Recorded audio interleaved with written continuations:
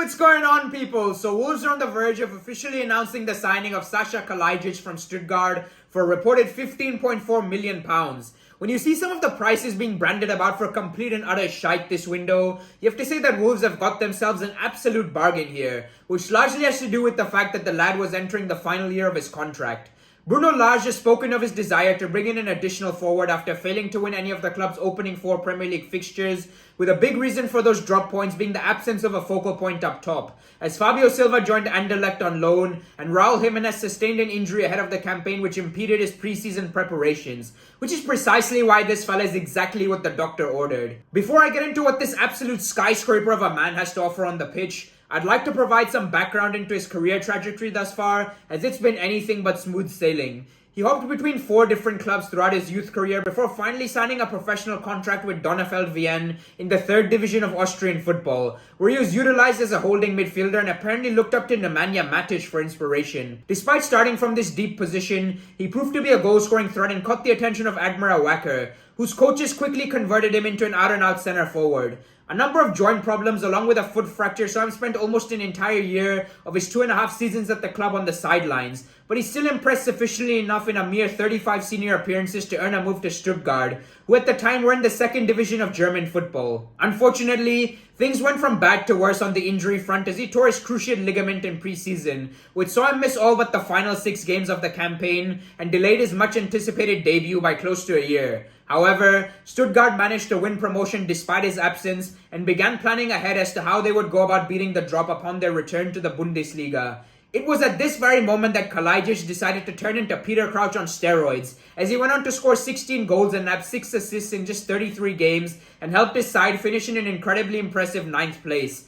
These performances also led to him becoming Austria's go-to man on the international front, and I've seen him find the back of the net in crunch fixtures such as the World Cup qualifier against Scotland in Glasgow and the Euro round of 16 tie versus Italy at Wembley. As it turns out, just as things started looking rosy, Kalajdzic got COVID just prior to the beginning of the 2021-22 season before sustaining a shoulder injury which kept him out for more than half the campaign. I swear, some fuckers put a curse on this poor bastard. Some proper voodoo shit going on here. Thankfully, he appears to have returned to full fitness now and started this year with 3 assists in just 3 games. Moving on to his style of play, the first thing you notice about this bloke is quite clearly his 6'7" frame. It's like having the bloody Burj Khalifa up front with him in the side, which I suppose is marginally better than having Mia Khalifa in there. Not that I know who she is or anything. With that being said, Kalajdzic is much more than just a target man, which probably comes from all the years he spent deployed in the center of the park. While he does possess the aerial abilities of number 9s from yesteryear, his touch and awareness allow him to get involved in build-up and ensures the coaching staff don't have to build their entire attacking philosophy around him. He's excellent with the ball at his feet and has the ability to adjust his body shape and alter his movement to hunt for pockets of space both ahead of and behind defensive lines. While he lacks in pace and acceleration, he's mobile enough to make darting runs into the box and catch keepers out cold with powerful shots that are executed with minimal backlift.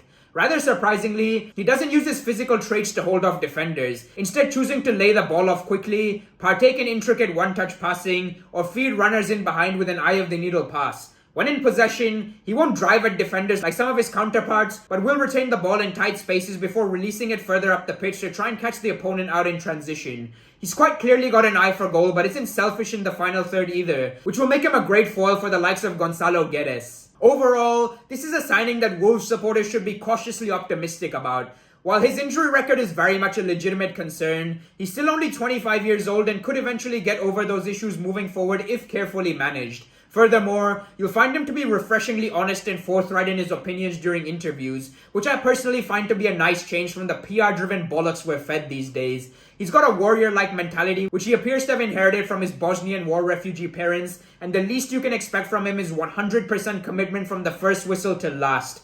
Needless to say, it's been a slow start to the season for Wolves, but the signings they've made, Christ almighty, they'd be an asset to every single side in world football, and I don't say that lightly. I'd happily have any of them at my own club, Man United, so there's plenty to look forward to. Cheers for tuning in, folks. If you're new to my channel, then I've already done plenty of Wolves-related content, which you can access via the top right-hand corner of your screen, and I hope you enjoy the midweek games that are to come. Take care and have a good one. Peace.